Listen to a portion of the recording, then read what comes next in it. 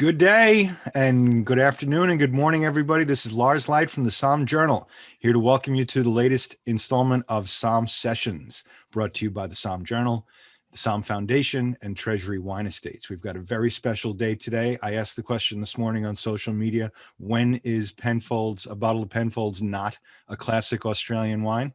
We're going to put that question to my friend and colleague, Jillian Balance, who's going to walk us through some very exciting developments in the world of Penfolds. Jillian, good day. Good How day. you doing, dude? Good day. What's up, dude? Yeah, thank you. Thank you. And again, before I forget, just thank you for this incredible partnership with Somm Journal and SommFoundation. We could not do this without you guys.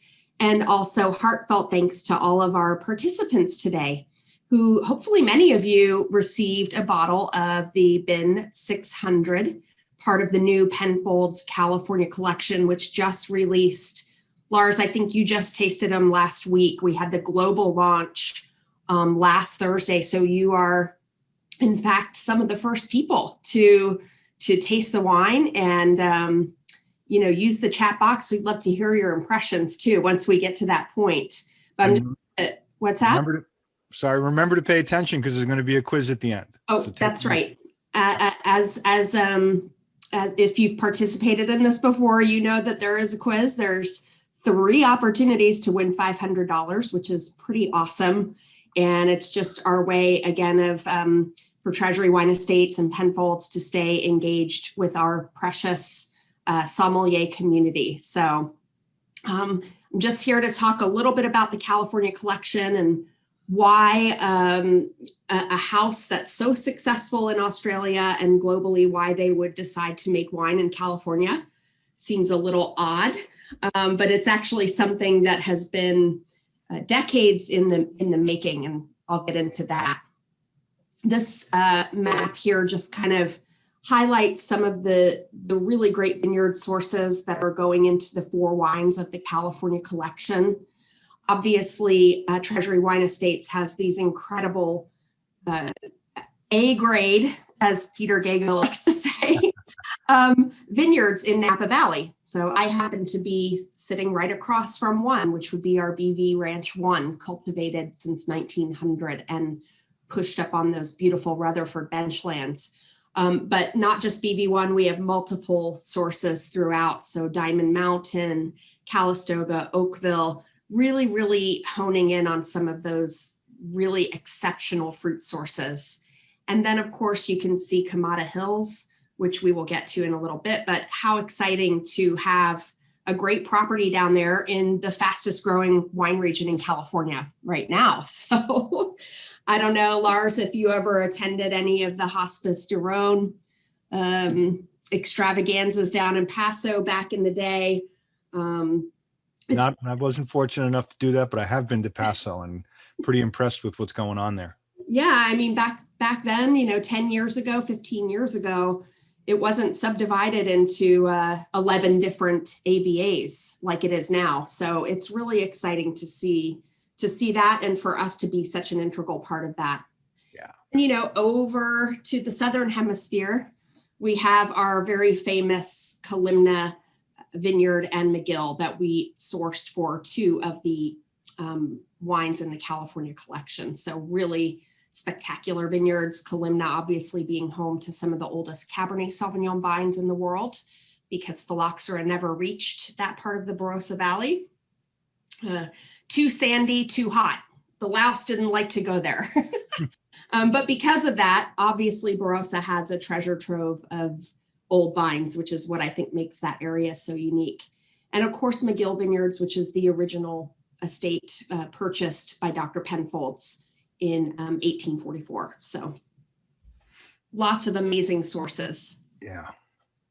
Talk about a wealth of resources. Absolutely. Absolutely. And I've been in California for 2 decades at least. And I do recall throughout the years, there's always been this incredible collaboration of winemakers between Australia and California. The grape varieties that we grow are very similar. We have opposite harvests. So, when I lived down in Santa Barbara, we would have Australian winemakers stay with us, and then we would go stay with them because you could get 2 vintages of experience under your belt. So that's a pretty accelerated winemaking program. And in 1998, Penfolds decided to take cuttings from what they call their heritage selection, so Shiraz cuttings, and import them to the Kamada Hills estate in Paso Robles. They did that again. Yeah. Why Paso? I mean, Paso, that was pretty early on. Paso was up and coming, but not quite what it is today. What was behind that decision? Well, I think at that time, really Paso was kind of showing promise for thicker skin varietals, like Syrah, like Zinfandel. And because we had purchased this estate, it's about 500 acres, upon realizing that there was a lot of limestone at the Kamada Hills property, and we thought that would be a really great match for the Shiraz varietal. So experimental, right? What's next? And so that was 1998.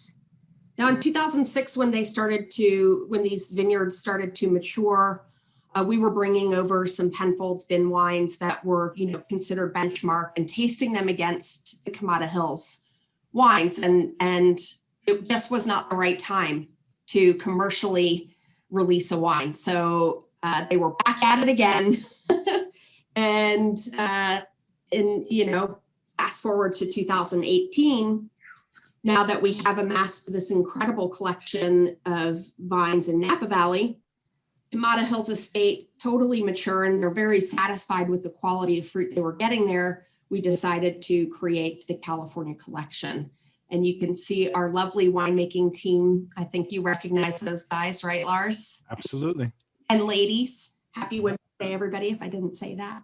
But that's Peter Gago and Steph, Right. Yeah.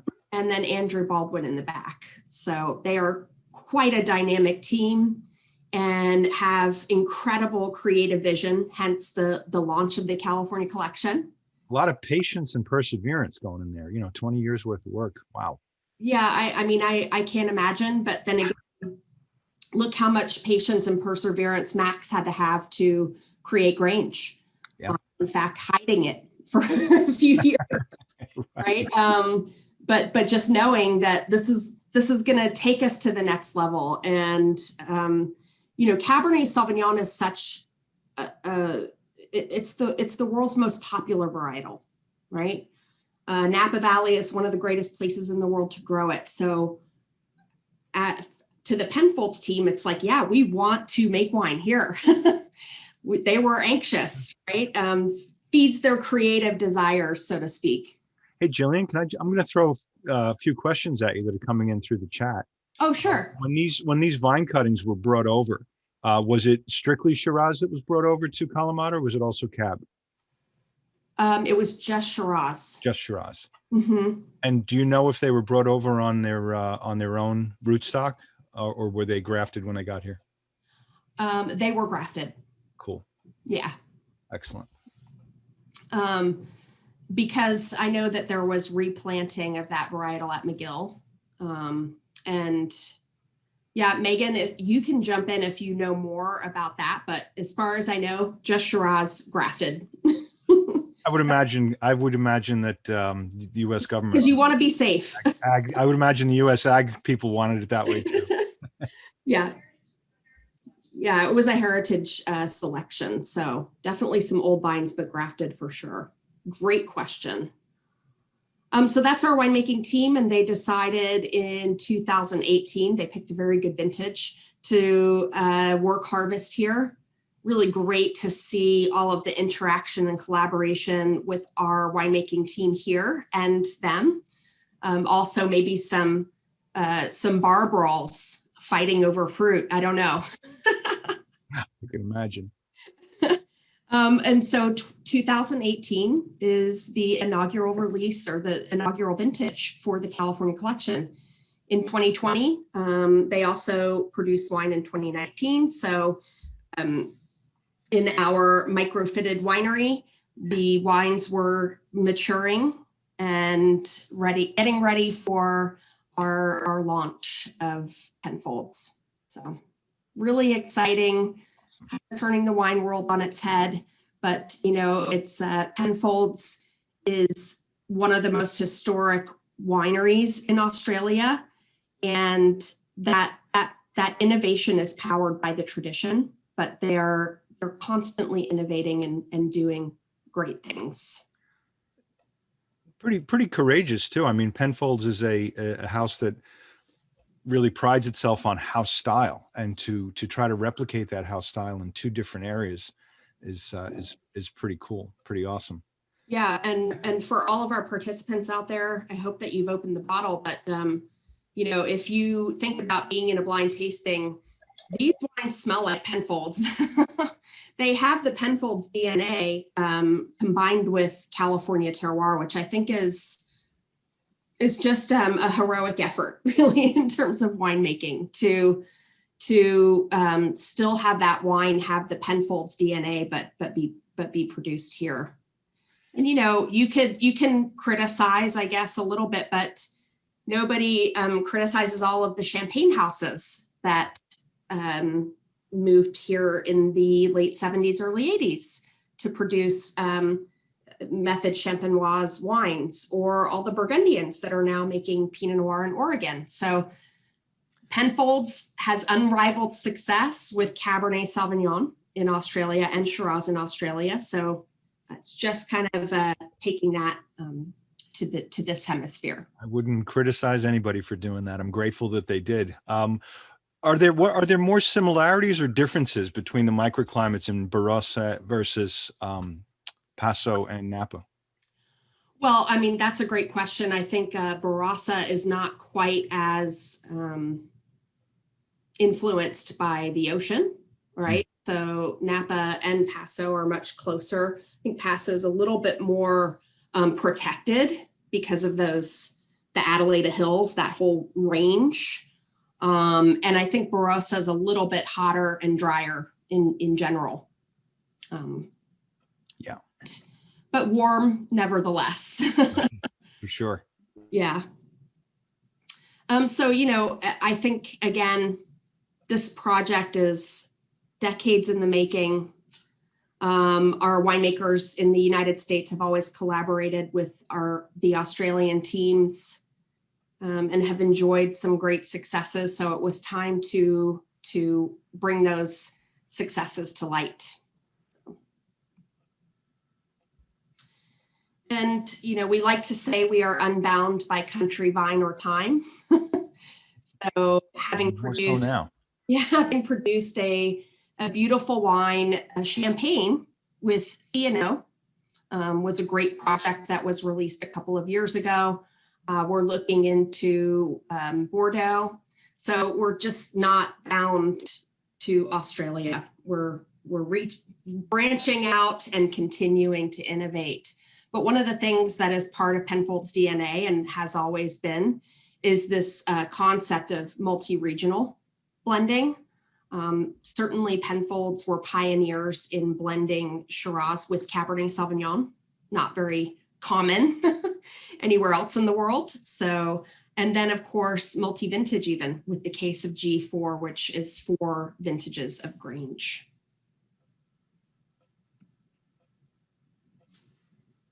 So Lars, I know we've had some discussions surrounding, well, how do we get that Penfolds character into the wines from California? And there are some very specific winemaking techniques. There's exhaustive blending trials. And I love that little picture down there where they're in their lab coats, and that's probably from the 60s. These exhaustive blending trials have been going on for quite some time. And the lab coats are all unstained. That's impressive. Not a drop of wine on them. Yeah. But you can see to the left here, these are the heading down boards that are kind of not a modern technique. They're a little rustic. Yeah. The rack and return, all these things that Penfolds uses to really bring out fruit and also, a saturation of color, but without bitterness or harshness, I believe. And that really does kind of give our wine some incredible longevity at every tier, every price point as well. And I'm sure they had to, figure out how to work with Napa Cabernet versus Australian. I think that the tannins are quite different. So, for them, it's just exciting and proves their winemaking expertise, blending expertise, and all of that. And it's clearly, they're so it's not a couple of things about this that are interesting. Number one, it's not a joint venture, right? So it's Penfolds commanding its house style straight down the line. Number two, if I understood correctly, when Peter Gago was saying last week how he would send his team over here, but he kept emphasizing the fact that then they have to come home. He doesn't want them to get Californiaized, as it were. He wants them to keep that Australian heartbeat. Yeah, so Daryl Groom's a perfect example of that came over from Australia and worked at Penfolds for several years, and he is still here, which is nice. Cool. But yes, getting the winemakers to come back, of course. So two of the wines in the collection are what we have coined Wine of the World. So this sounds like something a group of superheroes would drink. Wines of the world. Yeah. They give you power. It's a term that we coined. It's not a legal term. These wines are appellated as American wine because we have taken a portion of fruit from South Australia and brought it here to blend. And that was an interesting story how that came about. Was that the original intention? I don't think so. You heard Peter and Steph touch on it a little bit, but Peter would bring over benchmark wines post 2018 while the wines were in barrel maturing and they were tasting through all the Napa stuff and taste them against other bin wines from Australia and thought, wow, maybe we should just take a little bit of that vein of Australia and blend it into these two bottlings. Yeah, that was a lead-in question because I actually enjoyed his recounting on Friday. He was saying they were going through the tasting and tasting lots of the California wines. And he said something was missing. I couldn't put my thumb on it. Something was missing. And went over and he grabbed one of the benchmark and put a little, they did a measuring and they put a little dollop in there. And he said, that's it. So it would have been a lot easier just to blend wines, but he wanted to capture the different terroirs. But just that one wine, he needed to bring that little Australian flavor in there. Yeah, and so that's what they did with Quantum, bin 98, and also bin 149. Okay. Yeah, it would have been very easy to just Napa Valley Cabernet Sauvignons, but just make it a science experiment. Yeah, and they hadn't. You're spot on. They had no idea how much was going to go into each. They didn't have a formula in mind at all. It was all done through, again, those blending trials that I wonder if they realized it was going to take 20 years if they would have said, let's just blend them. Yeah. And, I think we've seen how much the wine world has grown over the last 20 years. Yeah. Where's the time to do it too? Right. So, but anyway, this really kind of, again, unbound by country, right? These two wines are enabling our team to blend Napa Valley Cabernet Sauvignon with Australian Shiraz in little proportions to create a Penfolds original, which is Wine of the World. And you can see on the Quantum, the double ring representing both hemispheres and also two varietals versus the single ring which is all Cabernet Sauvignon. And then, of course, that line that is striking through the middle, you've got Australia on one end and USA on the other. So, wine yin and yang. Yeah, exactly. Now, has anybody else done this? I mean, you've coined the term Wines of the World, but is it a unique prospect to to Penfolds to blend the hemispheres? To the scale that Penfolds is doing it, it is unique. I think there have been some smaller projects. I know of one with the Two Hands Winery in the Barrass Valley and Egelhof here in Napa. I think they called it Wine of Two Worlds. Yeah. Okay. But again, not to this degree, and to this degree of success, I believe, because if you look at those scores that just came out, we're really happy to hit the ground running with something that collectors, journalists, members of the trade, sommeliers all believe in and are intrigued by. I know that it's obviously it didn't make print, but I know that a tasting panel, Meredith May, just gave 100 points to Quantum Bin 98. She did. Thank you, Meredith. It's a wonderful wine. It's kind of, in my opinion, it's just kind of taking what Max did in 1951 with Grange to another level and doing it with primarily Napa Valley fruit. So kind of exciting. And it is about a fifth the production of Grange. So the quantities are very limited, but hopefully it will be embraced by the world, by collectors. I think it offers a very unique proposition for a Cabernet Sauvignon lover. And of course, the 9.8 represents the 1998 importing of the cuttings.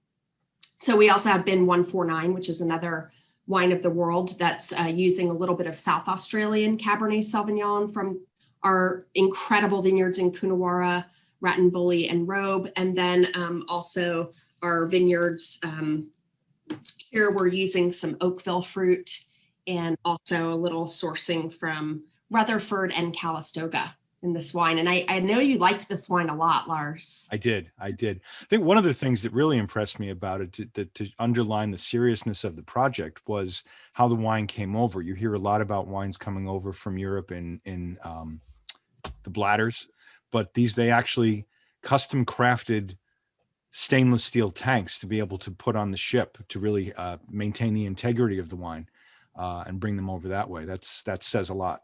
Absolutely. And the quality shows. I mean, I just can't even imagine the logistics at all. A lot of moving parts. Yeah, and one of the things I think that Peter really emphasizes with what they've been able to do with Bin 149 and also Bin 704 is a real textural component, like getting these really amazing textures out of the wines that when he blind tasted against other Napa Valley Cabernets, blue chip, he didn't find that same kind of integration. So he really, really loves this wine too. Yeah. And 149 is named for the 14.9% of Cabernet Sauvignon that ended up in this blend. Brilliant. Trial after trial. Not 15.1, not 14.8, but 14.9. I love it. 14.9. Bin 704 is not wine of the world. It's all California and is supposed to be the mirror image of 407, one of our great 100% Cabernet Sauvignons from Australia. So it's really the mirror image, kind of showcases Napa Valley fruit, but again, through that Penfolds lens, which is also another spectacular wine. But we are here today to taste Bin 600. Our Cabernet Shiraz, named for, so our Kamada Hills vineyard used to be called Creston 600. I think Kamada Hills is a much sexier sounding name. Absolutely. It's in the Creston district. So as we were mentioning before, Paso is now has 11 sub AVAs, and we purchased that vineyard in the Creston district back in the early 90s. And it had been going into different Beringer Blass wines for many years before being dedicated to our Bin 600 project. Gotcha. And this is also a little bit more of a Cabernet and Shiraz blend. So, and that is something also that I feel Penfolds perfected in the 60s with Bin 389. So for me, this is like, what if we made Bin 389 right here in California? Very similar. Now, the use of the name, calling it Shiraz, it's a California wine, right? And they're Yes. calling it Shiraz instead of Syrah. Do you think that's something that, obviously they're making a statement? Shiraz, as we know, has a lot to do with style as well when a wine is named that way. Do you think it's something that'll catch on in California? I don't. It is pretty unique. It is, yeah. And like, it kind of pays homage to the Australian heritage, right? And Absolutely. Very cool. Of Shiraz that were brought over back in 1998. So let's go ahead and taste the Bin 600. I thought you'd never ask. Yeah, I know you were waiting. So we're utilizing a little bit of Napa Valley fruit. So primarily our Rutherford, Oakville, a little bit of Diamond Mountain, some fruit from Sonoma. Can you tell us a little bit, without giving away any secrets? Can you tell us a little bit about that fruits, the altitude of them that were sourced in the Napa, any unique characteristics about them, the age of them? Sure. I mean that, as you know, that the altitude of Diamond Mountain it's pretty steep vineyard, yeah. Right? And has that rhyolitic soil. Why it's called Diamond Mountain, because it looks like diamonds glistening in the sun during the growing season. It's quite beautiful. There's just a small portion of that. And that is, that mountain fruit kind of structure that we're looking for. Versus two valley floor vineyards, one being in Oakville, right where the Yountville AVA ends and the Oakville AVA begins, in a vineyard called Barrow Pit. And then a little bit from Rutherford. So we're kind of like taking that lush Rutherford texture, that, beautiful fruit from Oakville, and then the structure from the mountain site. Also blending in a little bit of Cabernet from the Knights Valley AVA, which I think might be the topic of our next session. You're giving it away. And then combining that with 20% Shiraz from the Kamada Hills estate. So now, are the Penfolds winemakers used to dealing with mountain fruit in Australia? Do they have any sort of altitude there in Barossa? Well, the higher altitude vineyards like Eden Valley would be more for Riesling. Right. Cool. I don't think that they, deal with this kind of depth of altitude, but they were very, very impressed by the quality of the fruit. And again, just that really incredible structure. I'm sure that Steph and Andrew were planning on going home a lot sooner. Yeah. We really don't harvest those vineyards until late October. Right. So they probably had a pretty long waiting period to get that fruit. Yeah. So yeah, 16 months in seasoned American oak. That's, kind of that gives it that Penfolds sort of sweetness of oak, a little bit of that coconut and dill. And yeah, I think this has really that regal character of Northern California Cabernet Sauvignon blended in with that real plummy, grapey, spicy Shiraz addition. Yeah, I definitely get a lot more of that spiciness of what I would consider a Shiraz versus Syrah, that black pepper on there. Yeah, and so this has a suggested retail price of around $50, which is, to look at kind of the pedigree of Penfolds, the pedigree of the fruit, and the vineyards that we're using to create this bottling. It's, again, I think offers really great opportunities for either higher end by the glass, or just a unique placement on a wine list, or for a collector, because I think this wine has plenty of longevity. Oh yeah, it's definitely built for the long run. Lots of dark berry fruit, really beautiful spices like sandalwood, and black tea I get on here too. Great balance and structure. Very much alive, these wines. Then they're young. It's very young still, but you can tell it's built for the long run. What can you tell us a little bit about the oak regimen? Sure. It's they're using seasoned American oak hogsheads. Again, those were brought over from our McGill estate. They brought American oak to America. Yes, yes they did. Yeah, 16 months. And again, these are, so we have a pretty large facility here in Napa Valley where we produce a lot of our luxury wines. It's where, we have open top fermenters and we have the available equipment. So that's where these wines were matured before bottling. Nice adoptive home to hang out in. So yeah, I see another question. Bin 149 and Quantum are 100% Cabernet Sauvignon. No, Quantum has a little bit of Shiraz in it, and 149 is 100% Cabernet. So great question. Cool. And how about the yeast? The question was, are we using new yeast cultures or proprietary yeast? That's a tough one for you. The answer to that question, but I will find out for you, Christopher. My feeling is they're cultivated yeasts, probably not natural yeasts in the vineyard. So yeah, that's about the best I can. So for Bin 600, you said American oak. Are they using French oak in any of this series? Yes. So Bin 149 has some French oak on it, as well as Quantum Bin 98. Bin 704 also utilizes a little bit of French oak.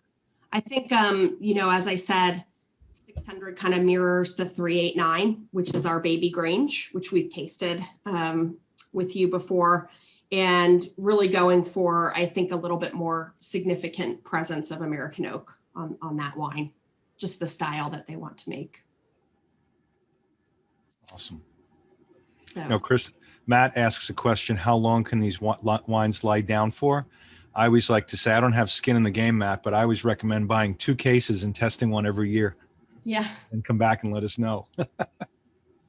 I mean, I think that one of the really unique things about Penfolds wines at every price point, every level, is their extraordinary length and ageability. Approachability in the youth, but again, I think it's these techniques that they employ that just give the wine such incredible longevity.